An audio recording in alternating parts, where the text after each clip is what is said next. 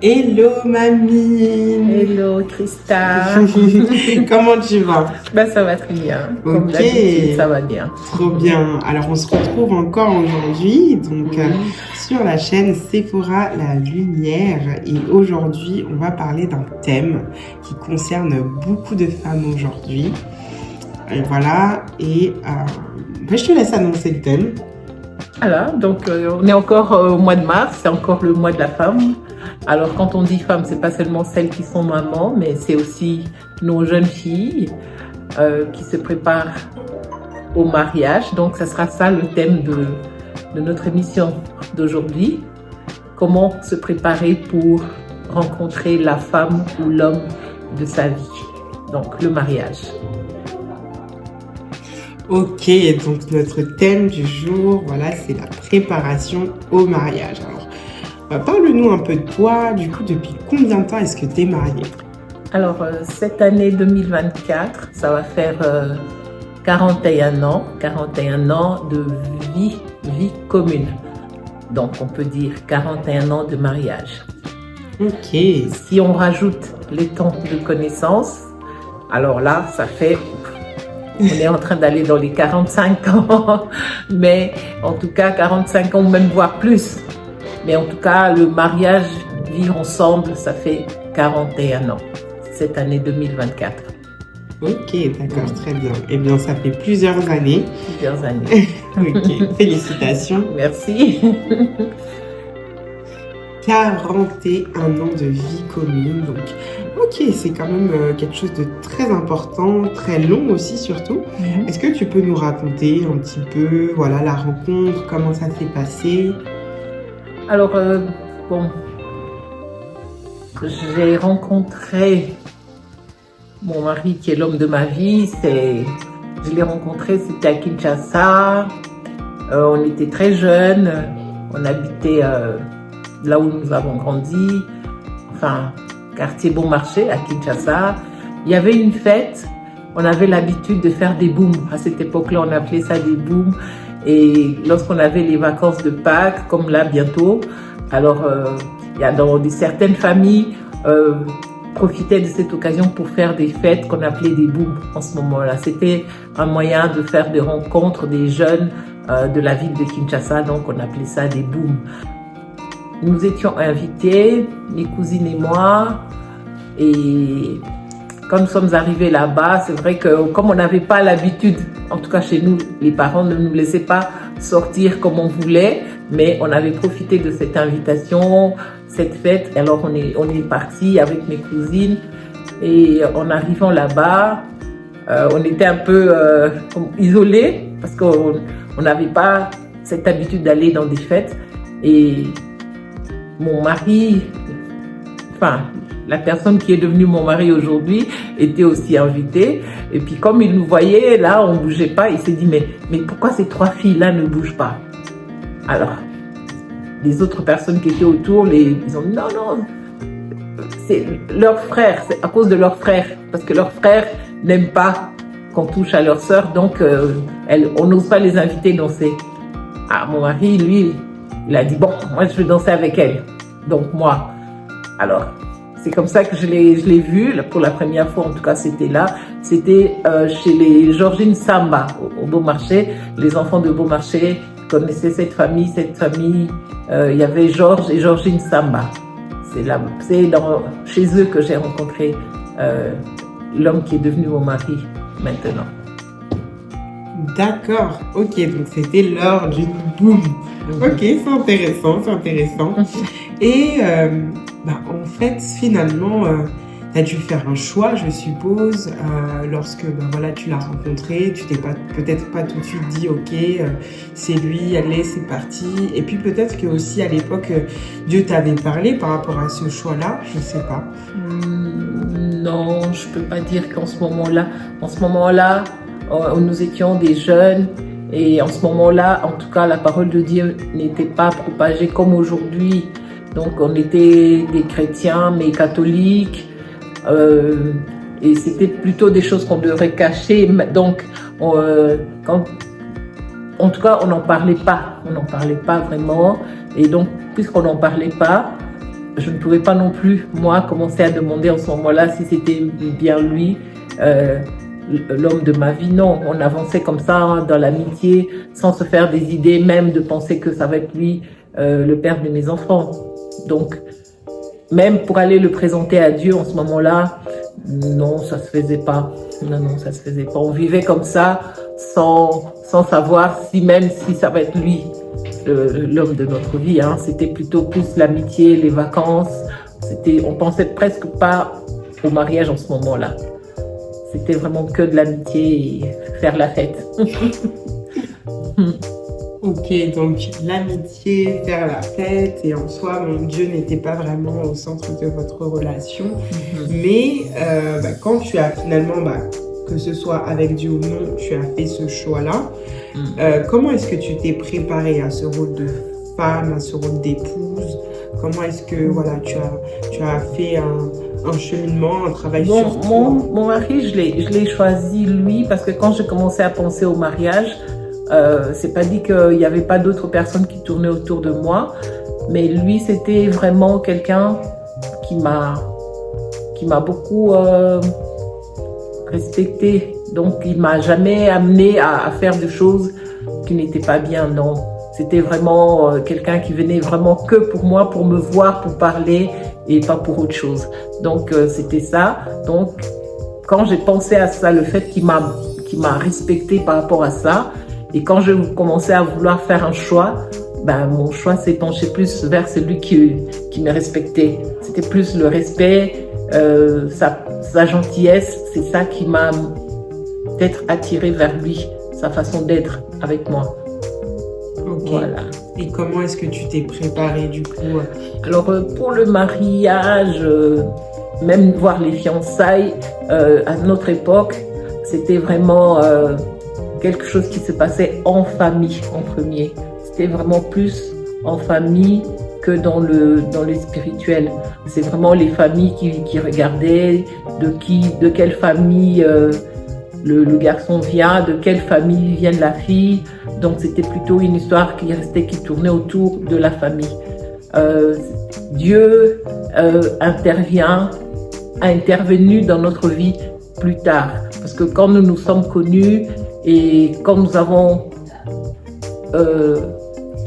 donné notre vie au Seigneur Jésus-Christ, c'est en ce moment-là on était déjà mariés en donnant nos vies à Jésus-Christ. C'est en ce moment-là qu'on a commencé à penser maintenant à faire et à mettre les choses en place avec Dieu, à inviter Dieu dans notre vie. Ce n'est que quand nous-mêmes nous avons donné nos vies au Seigneur Jésus-Christ, c'est en ce moment-là qu'on a commencé à dire que maintenant il faut qu'on se mette en ordre. Donc c'était vraiment en ce moment-là qu'on a commencé à se préparer spirituellement. D'accord. Voilà. Mais en ce qui concerne juste toi-même, ton rôle de femme, est-ce que ta maman t'a montré comment être une femme, comment être une épouse? Ça c'est quelque chose que je remercierai toujours nos parents, nos mamans, parce que très tôt elles nous ont appris, elles nous ont préparé à savoir qu'un jour tu vas rentrer dans ton mariage, tu vas te marier, parce que normalement en Afrique, en tout cas, les mamans, dans leur tête, elles se disent j'ai des filles, un jour je vais les marier. Donc automatiquement, nos mamans nous préparaient au mariage. Je dirais au mariage, pas directement le mariage, mais comment vivre ta vie future lorsque tu seras marié, comment tu devrais prendre soin de ta maison, de ton mari et ensuite tes enfants. Donc ça, vraiment, moi, je me rappelle que ma mère, c'était plutôt comment ranger nos affaires dans la chambre. Lorsque nos domestiques nous repassaient les habits, ils amenaient ça entassé comme ça en pile, et puis chacune devrait prendre ses habits, à les ranger dans son armoire, et comment aussi ranger la chambre, le lit, tout ça, on a appris, ça a commencé comme ça déjà de notre chambre. Et puis après, on avait des tâches à faire le week-end, puisque la semaine on allait à l'école. Donc samedi, dimanche, les domestiques ne venaient pas, c'était notre tour de ranger, ranger la maison, nettoyer les salles de bain. Voilà, c'était vraiment savoir faire à manger. Moi, j'aime bien faire à manger. Donc, j'étais tout le temps derrière ma maman à la cuisine pour apprendre. J'aimais bien faire à manger. Donc, c'est elle qui a commencé à me préparer, sans me préparer pour le mariage, mais elle me préparait à être une jeune femme épanouie. Voilà. D'accord, donc voilà, tu as eu le temps de te préparer à ça, en tout cas par l'aide de ta maman, de tes tantes, des domestiques qui on avait une tante qu'on aimait bien. Elle venait en tout cas une fois par semaine. Elle venait nous apprendre beaucoup plus. Parce que ma mère, c'était pas une maman qui s'ouvrait facilement, qui s'exprimait. Elle s'exprimait pas facilement par rapport à des choses, comme on dit, qui touchent l'intimité. Comme on dit, elle était un peu, comme on dit, pas pudique, c'est ça. Hein? Elle discutait pas de ça avec nous. C'était plutôt notre tante, celle qui venait. Elle, comme on l'appelait, hein, elle a eu des jumeaux. Donc chez nous, on dit les mamans qui ont des jumeaux, ils n'ont pas froid aux yeux. Alors elle aussi, c'est vrai qu'elle était vraiment comme ça, elle n'a pas froid aux yeux. Elle peut parler de tout, même si on rigolait et tout, mais le message est passé quand même. Voilà, c'est vraiment elle qui nous a beaucoup plus parlé de l'intimité, de la chambre à coucher. C'est vraiment elle, mais c'était pas notre maman. Ok, d'accord. Et dans la vie de tous les jours, donc aujourd'hui, est-ce que le mariage, c'est simple? Non, le mariage, moi je dirais que le mariage, c'est quelque chose qui a été voulu par Dieu, mais je ne peux pas dire aujourd'hui que le mariage, c'est quelque chose de facile. Voilà, le mariage, c'est pas quelque chose de simple, mais le mariage se prépare. Surtout si l'avantage est que quand on est des chrétiens, c'est encore mieux. Au niveau des églises, c'est là où on prépare nos jeunes à se marier, à se préparer, à rencontrer la personne que Dieu avait réservée pour eux. Voilà, c'est à ce moment-là que je dis l'avantage est vraiment que nos jeunes soient accompagnés par l'Église, parce que les mariages, c'est pas quelque chose qu'on peut pas faire seul. C'est pour ça que j'ai toujours dit, hein, en Afrique, on met toujours 3 pierres avec la casserole dessus. Ça veut dire, ça représente le mariage. Le Père, le Fils et le Saint-Esprit et la casserole qu'on met dessus, c'est ça un couple, c'est ça le mariage. Donc, si on veut réussir, si on veut se préparer au mariage, on doit inviter ces 3 personnes dans le couple pour que les choses aillent plus facilement. Sans Dieu, sans le Saint-Esprit, sans Jésus-Christ dans un couple, ça devient très difficile. Moi, je pense qu'il faut associer Dieu dans le couple.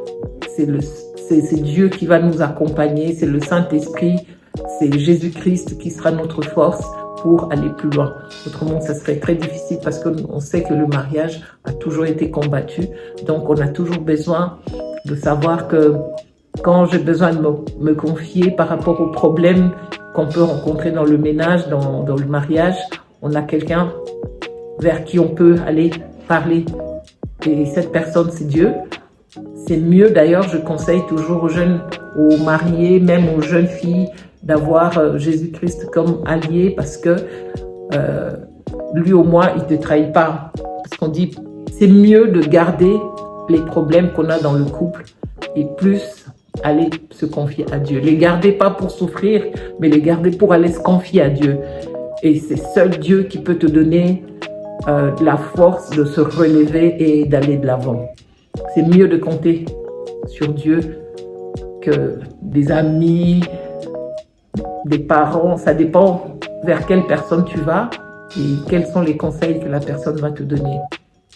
Des fois, ça tourne pas toujours bien parce qu'on a tellement écouté les choses de l'extérieur qu'on ne sait plus comment avancer. On ne sait plus vers qui compter. Et ça aussi, ça fait beaucoup de problèmes dans le couple. D'accord, je comprends. Donc, c'est pas quelque chose qui est simple, mais avec Dieu, avec l'aide de Dieu, en tout cas, c'est quelque chose qui est faisable en soi. Donc voilà, ok. Alors, moi j'ai une dernière question et j'aimerais que tu puisses nous donner un conseil pour une célibataire, pour une fiancée ou pour une mariée. Un conseil que tu pourrais donner à ces jeunes femmes qui sont dans les voies justement voilà, soit dans les voies du mariage ou dans le mariage. Bon, pour celles qui ne sont pas encore mariées, pour ceux qui ne sont pas encore mariés, je leur dirais de ne pas se précipiter au mariage, même si l'âge est en train d'avancer, mais il faut plutôt se confier, comme je viens de dire tout à l'heure, se confier à Dieu, parce que on sait que Dieu a réservé une femme pour un homme et un homme pour une femme. C'est lui le maître de temps, de circonstances, et c'est lui qui prépare cette rencontre. Parce que si on se précipite deux fois, parce que comme j'avais dit tout à l'heure, quand on avait parlé, j'avais dit que sachez que nos projets, Dieu l'entend, mais l'ennemi aussi entend. Et il regarde notre façon de vivre dans l'attente. Et quand dans l'attente, on est trop précipité et on risque d'être conduit par l'ennemi, mais ça ne sera pas Dieu. Parce que le diable, c'est le premier ennemi du mariage. Et lorsqu'il nous voit dans la précipitation, il risque lui-même nous proposer quelqu'un et croyant que cette personne vient de Dieu, mais cette personne ne vient pas de Dieu parce qu'on était pressé de se mettre en couple. Et souvent, ce n'est pas toujours la volonté de Dieu. Il faut, pour le mariage, il faut vraiment prier, c'est vrai, c'est bien, demander à Dieu qu'il te fasse rencontrer la bonne personne. C'est plutôt Dieu qui te fera rencontrer la personne qu'il te faut. Donc, il faut un peu de patience, de ne pas trop se précipiter. De toute façon, le jour que tu trouves l'homme de ta vie, ça sera pour toute une vie. Donc, tu l'auras pour finir pour toute la vie. Donc, ça ne sert à rien de se précipiter. C'est mieux d'attendre que ça soit la bonne personne et cette bonne personne avec qui vous allez faire un long chemin. Parce que cette personne sera quelqu'un que Dieu avait préparé pour toi. Donc, ce que Dieu fait, la Bible dit, est toujours bon. Donc, c'est mieux d'être patient. La patience, c'est une grande qualité, en tout cas pour le mariage. Même dans le mariage, on doit être patient. Parce que quand on n'est pas patient dans le mariage, on risque de faire beaucoup de dégâts.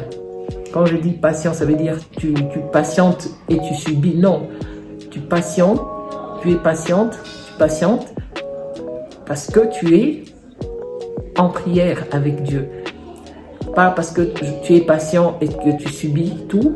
Parce que j'ai entendu des gens dire quand tu subis trop, tu risques de faire l'hypertension, tu risques de mettre ta santé en danger.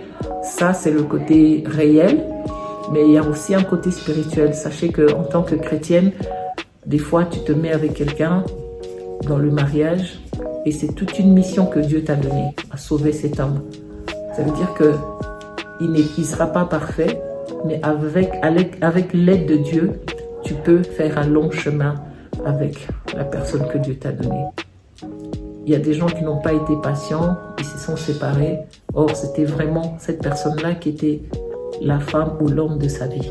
Il faut seulement être patient, ne pas vouloir précipiter les choses. Il faut vraiment être à l'écoute. C'est pour ça qu'il est conseillé, je conseille aux jeunes de s'attendre à Dieu. Pas à regarder aux circonstances, comme on dit, parce que mon ami s'est marié, dans la famille, mon cousin s'est marié, mon frère s'est marié, je dois aussi moi-même me marier. Non, un enfant de Dieu ne vit pas dans la précipitation. Un enfant de Dieu vit au temps voulu, au temps de Dieu, parce que c'est lui qui reste le maître. De toute façon, il a toujours dit, il n'est pas bon que l'homme soit seul. Donc, tôt ou tard, il finira par te donner la personne que lui, il avait préparée. Donc, c'est mieux d'être dans la patience, d'être patient. Ne pas promener le regard inquiet se dire quand est-ce que ça va arriver, quand est-ce que ça va être mon tour, pourquoi est-ce que moi... Non, moi je pense que la patience est une grande qualité pour une chrétienne. Voilà. Ok. Donc, faire preuve de patience. En tout cas, merci beaucoup. C'est vrai que la patience, ça peut vraiment être tout simplement la bonne chose à faire, que ce soit pour une célibataire, une fiancée ou une mariée. Donc voilà, vraiment, merci beaucoup Sephora pour ces conseils précieux. J'aimerais vraiment dire que tout ce qui est grand n'est pas facile. Si on regarde tout ce qu'on voit autour de nous, tout ce que l'être humain, les humains ont créé, tout ce qui est grand, ça a pris du temps. C'est la même chose que le mariage. Le mariage, ça prend le temps. Ça prend le temps de se mettre en place. En ce moment-là, il faut vraiment être au pied de Jésus-Christ et de se confier à Dieu, de dire à Dieu, aide-moi, aide-moi. Ça sera au début jusqu'à la fin, je pense que ça sera comme ça. À chaque étape, quand les choses deviendront difficiles, comme on dit, le meilleur est pour le pire, sachez que en ce moment-là, nous devons être au pied de Jésus-Christ. Une femme bâtie, la Bible dit, une femme bâtit sa maison. Donc, pour bâtir, il faut être attaché à Jésus-Christ. C'est lui le maître de cérémonie, c'est lui qui a constitué le mariage. Donc, c'est mieux d'être à ses pieds et il doit être l'invité d'honneur dans votre maison de tous les jours. Tous les jours, Jésus-Christ doit être l'invité d'honneur dans votre maison. Et dans une maison où Jésus-Christ règne, il y a la paix et cette femme, elle arrive à affronter le lendemain facilement parce qu'elle a comme allié Jésus-Christ lui-même. Amen. Merci beaucoup Sephora pour ces conseils. On se dit à la semaine prochaine. À la semaine prochaine, je pense que oui, on va continuer parce que le sujet de mariage est vaste. Donc on va encore parler, encore tout ce qui se passe autour du mariage. Hein? Ok. Parce que dans le mariage, je veux juste vous dire pour que la prochaine fois que vous me suivez, il y a un petit secret, comme j'avais dit, les secrets de grand-mère. Dans le mariage, on doit quitter la première maison, qui est la maison de nos parents, là où nous avons grandi. Et la deuxième maison, c'est quand tu formes ton couple, donc le mariage. Et de sortir de la deuxième maison pour aller, la femme doit sortir son mari de la deuxième maison, l'homme doit sortir sa femme de la deuxième maison pour l'amener à la troisième maison où les enfants seront le bienvenu, où maintenant le couple saura gérer les enfants. Et pour aller rentrer enfin dans la quatrième maison, c'est la maison où il y aura l'épanouissement, il y aura l'amour, il y aura le pardon, il y aura beaucoup de choses. Donc on en parlera la prochaine fois. Likez, comme on dit, abonnez-vous et partagez les vidéos. C'est très important. Voilà. Merci à vous. Merci beaucoup. Bye bye. Bye.